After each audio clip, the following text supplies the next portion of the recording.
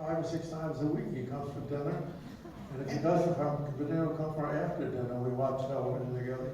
He sleeps a little bit. But the first time I met him, I didn't know who he was. They hired me to be He's a straight man on the show of shows.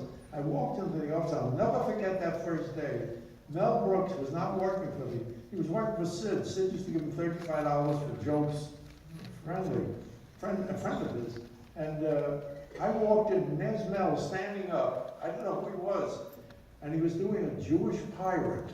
And I'll never forget those first words. He says, "You know how hard it is to make a living these days?" He says, "You know something about that charging for sailboat?"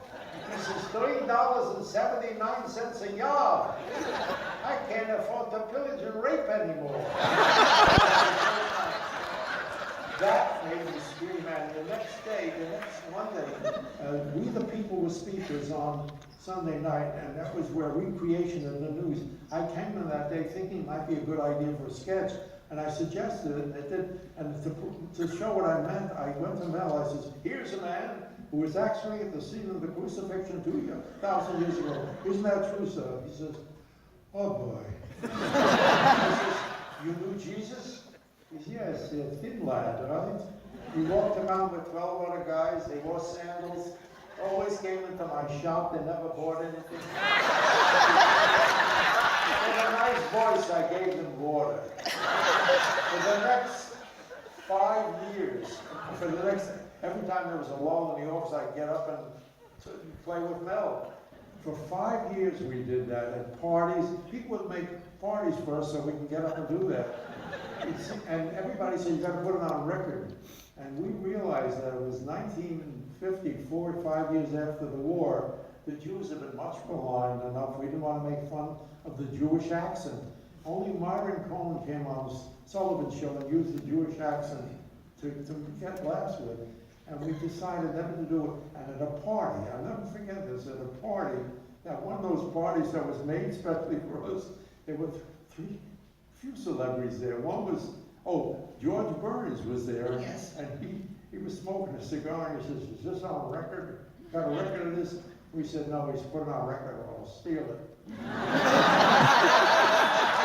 Edward G. Robinson said, "I would make a dandy play. You make a dandy play. I like to play it on Broadway. I like to play 1,000-Year-Old Man on Broadway."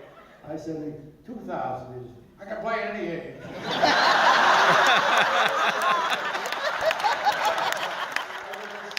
Steve Allen, bless him. He said, "Fellas, you got to put this on record." He said, "I have a little studio, World Pacific Jazz. Take it over." He said, "I don't want nothing to do with it. You just take it over, do what you want." And we did. We took it over, got about 300 people, and wailed for about an hour and about 2 hours. We cut it down to 47 minutes, and really didn't know whether it was going to be good yet. I remember when we got the first cutting of it. I was working at Universal, and Cary Grant was my neighbor. I gave him a record. He came back and says, "It's very funny. Can I have a dozen?" I said, he said, "I'm going to England." I said, "You going to take this thing?" "Yeah, they speak English there," he said. He came back and we had the bungalow thing. He walked to my bungalow, he says, "She loved it." I said, "Who?" He said, "The Queen Mother." I said, "The Queen Mother? You played it in fucking car?" "Yes."